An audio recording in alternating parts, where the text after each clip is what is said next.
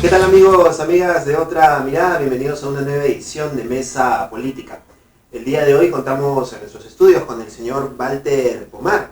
Él es profesor de Relaciones Internacionales de la Universidad Federal de ABC en Brasil y ha sido también secretario de Relaciones Internacionales del Partido de los Trabajadores de Brasil. Con él vamos a conversar a propósito de su participación en un evento que se ha realizado en la Universidad de San Marcos, denominado La crisis de los gobiernos progresistas de América Latina. Vamos a hablar un poco sobre este tema y también un poco conversar sobre lo que ha venido ocurriendo, lo que viene ocurriendo en realidad en la región con estos casos de corrupción que vinculan a varias empresas de este país. Señor Pomar, ¿cómo está? Muy buenos días, bienvenido. Gracias. Bien, empecemos un poco por lo que ha sido lo que es esta participación, este tema central de este evento que se ha realizado en la Universidad de San Marcos, la crisis de los gobiernos progresistas. Uno esperaba al inicio de este siglo XXI que la llegada de diversos gobiernos de izquierda, de gobiernos progresistas en la región, de alguna manera calmara los ánimos, de alguna manera pudiera satisfacer las necesidades de la población. Sin embargo, lo que estamos viendo ahora es cuestiones políticas, enfrentamientos, aparentemente el desgaste de ciertos gobiernos. ¿Cómo analiza usted esta situación? Mira, nosotros tuvimos un periodo en fines de los años 90 de sucesivas victorias de gobiernos progresistas y de izquierda en América Latina. El primero fue Chávez en Venezuela, después tuvimos en Brasil, en Argentina, Uruguay, Ecuador, Bolivia, también en la América Central, en muchos países, hasta que en principio de este siglo podemos decir que en América del Sur hubo una mayoría de gobiernos que se consideraban progresistas en relación al neoliberalismo y de izquierda. O sea, se querían alejar del neoliberalismo y querían se aproximar del socialismo. El efecto de esto sobre los niveles de vida de la población latinoamericana fue positivo. O sea, este periodo fue un periodo donde se amplió la igualdad en América Latina. También fue positivo desde el punto de vista político, se amplió la democracia. Y también fue positivo desde el punto de vista geopolítico. La soberanía nacional y la integración regional han crecido en este periodo. Todavía, en todos estos países hubo un impacto muy fuerte de la crisis internacional de 2008. Y esta crisis internacional interrumpió la situación que ha permitido en estos países hacer cambios en favor de la población sin crear una situación de confrontación total con las capas dominantes. El hecho que la crisis internacional haya hecho una disminución del llamado boom de las commodities hizo con que creciera dentro de estos países la pelea por la distribución de la renta, del ingreso, y esta pelea se aprofundizó, llevando a que algunos de estos países se tenga crecido la oposición de derecha, se tenga en algunos casos ocurrido derrotas electorales de los gobiernos progresistas de izquierda, y en otros casos hubo golpes de Estado disfrazados o no, Honduras, Paraguay, Brasil, y en otros casos la izquierda y los gobiernos progresistas siguen gobernando. ¿Esto que pasó era inevitable? No, pero tampoco es sorprendente, porque es cierto que las fuerzas progresistas de izquierda se aprovecharon de una situación excepcional. O sea, ganaron los gobiernos dentro de los marcos institucionales preexistentes porque se beneficiaron del descrédito del neoliberalismo y de una situación internacional favorable. ¿Qué va a pasar en el futuro? No está claro. Podemos tener un nuevo periodo largo de conservadurismo, neoliberalismo, dependencia en relación a Estados Unidos, caída de las condiciones de vida de las masas, pero también puede pasar un regreso más fuerte de estas fuerzas progresistas de izquierda y una nueva hegemonía en la región. Ahora, dos casos visibles de esta situación son básicamente Venezuela, con este conflicto que está habiendo entre el gobierno de Maduro con la oposición venezolana, y en Brasil esa situación que se ha producido con la ascensión de Temer, que actualmente también está, digamos que en peligro por estas denuncias de corrupción vinculadas a Odebrecht, que es un tema del cual también vamos a hablar. Y usted habla de la posibilidad de un resurgimiento de estos gobiernos progresistas, algo como lo de Ecuador posiblemente, que continúe en este proceso, y Bolivia. Pero en el caso de Venezuela y Brasil, ¿cómo se están perfilando esas situaciones? ¿Cómo se están de alguna manera dibujando frente a lo que podría ser un establecimiento democrático en esos países? Mira, la instabilidad es el cuadro dominante hoy en el mundo, así como en América Latina.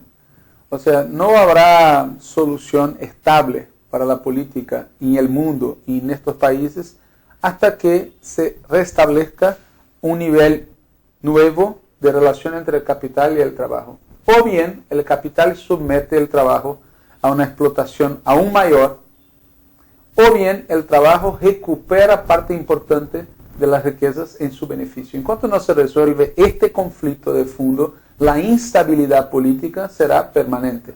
No será un trazo excepcional, será un trazo inevitable de la coyuntura. En lo concreto, en el caso de Brasil, el gobierno Dilma fue sacado por un golpe parlamentario judicial y se prometió a la población que con esto la situación se normalizaría. ¿Qué se ha visto? La situación popular se empeoró. O sea, las condiciones de vivir de la población han empeorado, los conflictos políticos han crecido, la situación se ha volvido cada vez peor. Hoy, el actual gobierno, el gobierno Temer, está con 5% de apoyo popular.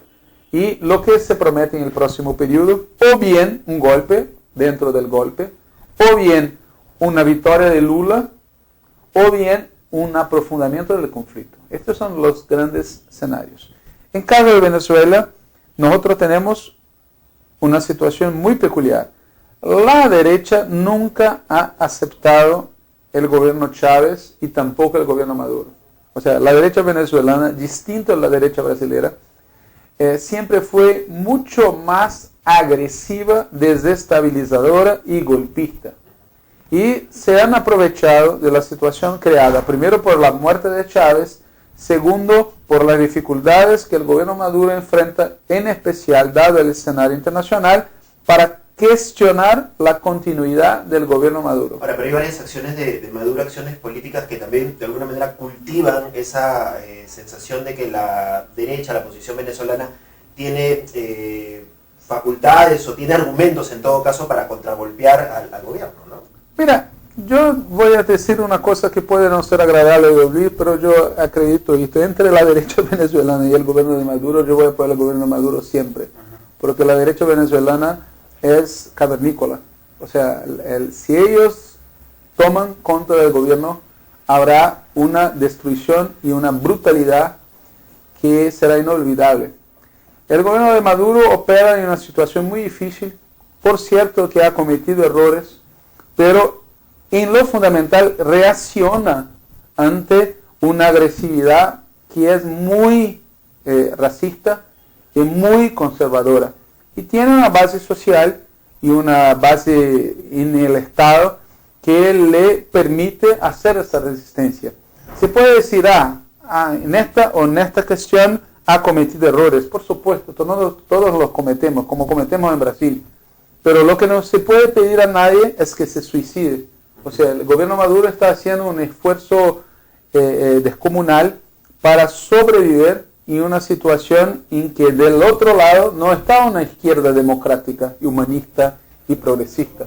Está una izquierda que habla claramente en magnicidio, en destrucción de las políticas públicas y sociales que fueron hechas desde el gobierno Chávez. Pero, ¿cuál es mi impresión? No hay salida particular para ninguno de los países de Latinoamérica, incluso para Venezuela, si no hay una mudanza en la correlación de fuerzas regional. Lo que impidió durante el periodo Chávez que la pelea fuese tan confrontativa fue la existencia de una red de gobiernos de países progresistas. Y la pelea hoy es tan brutal exactamente porque esta red fue enfraquecida. Y en este sentido Argentina y Brasil son fundamentales. ¿UNASUR está debilitada ahora? UNASUR está debilitada, Mercosur está debilitado, CELAC está debilitado, porque el proyecto de las capas dominantes en Brasil y en otros países de la región es volver a hacer acuerdos carnales con Estados Unidos, y hoy Estados Unidos está en una política de resolver sus problemas y por lo tanto no tiene ni mismo lo que ofrecer. Volviendo al tema Brasil, hace un tiempo, hace unas semanas conversábamos con algunos periodistas de diversas regiones de América Latina sobre la importancia que ha tenido Brasil a nivel geopolítico y cómo esa importancia y esa trascendencia de Brasil de alguna manera trató de vislumbrarse también en el apoyo que las empresas de ese país trataron de poner en diversos países, de cómo diversas empresas ingresaron a nuestros países, y el caso Lavallato ha despertado más bien que este interés no era, aparentemente el de las empresas no era tan filatélico, sino que más bien era una cuestión más empresarial y que incluso manejaba todo un aparato de corrupción para lograr ingresar.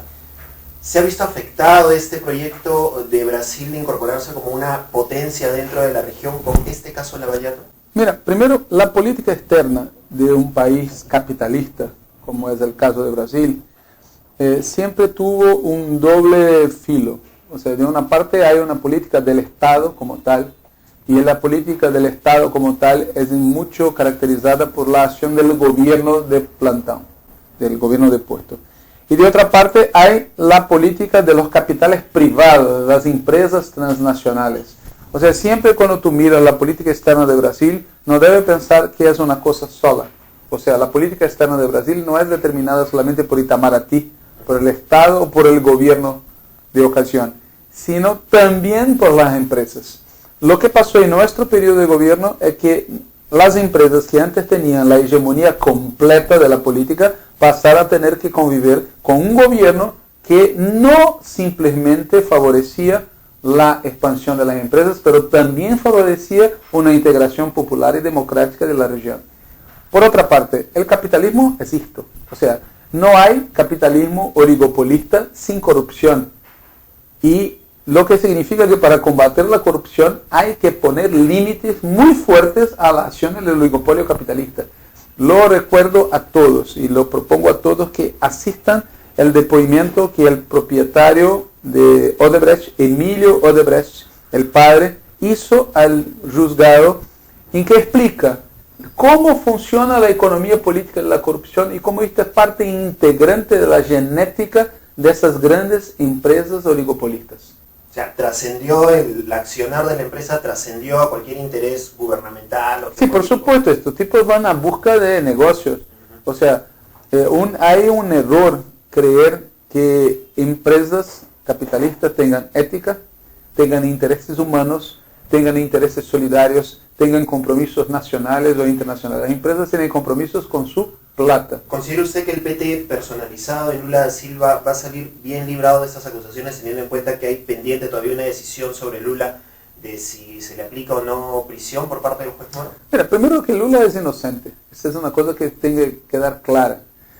Las acusaciones contra él son ridículas. No tienen ningún tipo de fundamento.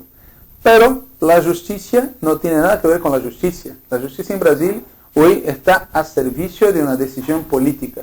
El juez que está haciendo el juzgamiento de Lula es un tipo vinculado al Partido de la Socialdemocracia Brasileira, es un tipo vinculado a la derecha y es un tipo que tiene una idea fixa que es condenar Lula. Luis Moro, es condenar Lula. O sea, poco importa la justicia, la verdad y las pruebas. Este juez tiene la decisión fixa de condenar Moro, pero es un juez de primera instancia. Ellos mismos que lo condenen van a tener que lidar con un recurso en la segunda instancia.